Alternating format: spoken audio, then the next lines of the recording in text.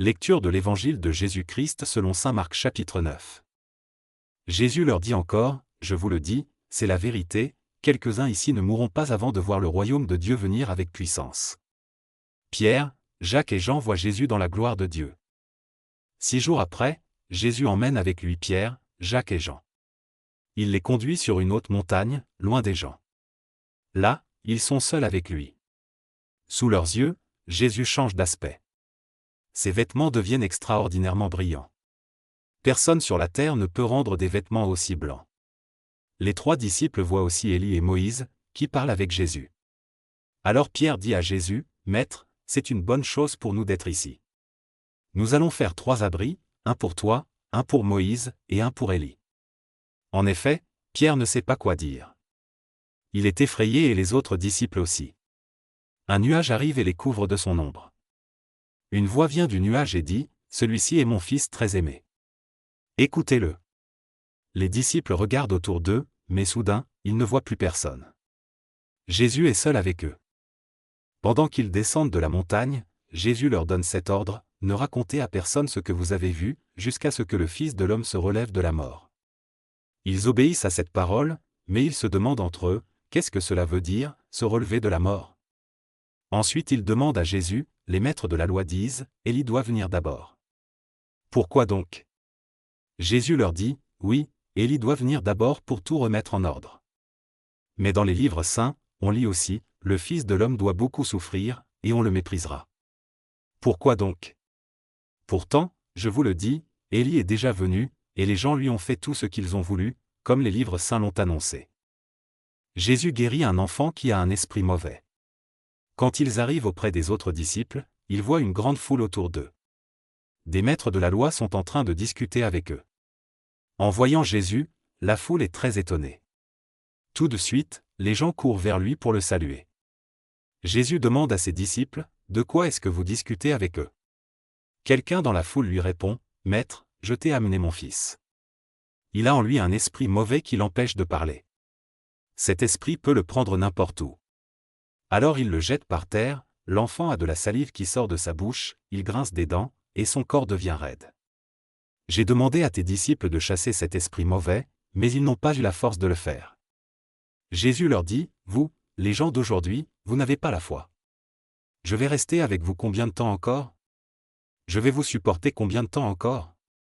Amenez-moi l'enfant. » On lui amène l'enfant. Quand l'esprit mauvais voit Jésus, aussitôt il secoue l'enfant avec force. Celui-ci tombe, il se roule par terre, et de la salive sort de sa bouche. Jésus demande au Père, « Cela lui arrive depuis quand ?» Le Père répond, « Depuis qu'il est petit. L'Esprit l'a souvent poussé dans le feu et dans l'eau, pour le faire mourir.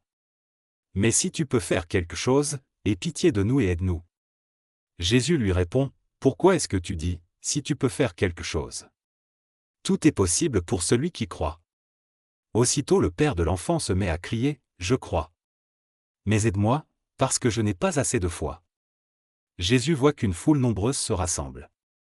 Alors il menace l'esprit mauvais en lui disant, « Esprit qui empêche de parler et d'entendre, sors de cet enfant et ne rentre plus jamais en lui. » C'est un ordre. L'esprit pousse des cris, il secoue l'enfant avec force et il sort. L'enfant a l'air d'être mort, et beaucoup de gens disent, « Il est mort. » Mais Jésus le prend par la main, il l'aide à se lever, et l'enfant se met debout. Ensuite Jésus rentre à la maison. Quand ses disciples sont seuls avec lui, ils lui demandent, « Et nous n'avons pas pu chasser cet esprit. Pourquoi donc ?» Jésus leur répond, « C'est seulement par la prière qu'on peut faire sortir ce genre d'esprit. » Il quitte cet endroit et il traverse la Galilée. Jésus ne veut pas qu'on sache où il est. En effet, il enseigne ceci à ses disciples, « Le Fils de l'homme va être livré aux mains des hommes.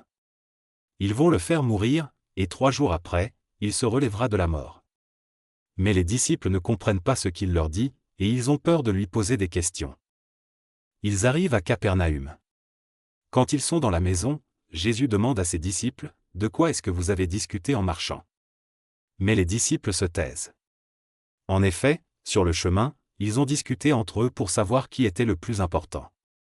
Alors Jésus s'assoit, il appelle les 12 apôtres et leur dit, « Si quelqu'un veut être le premier, il doit être le dernier de tous et le serviteur de tous. » Ensuite il prend un enfant, il le met au milieu du groupe, l'embrasse et il dit aux disciples, « Si quelqu'un reçoit un de ses enfants à cause de moi, c'est moi qui le reçois.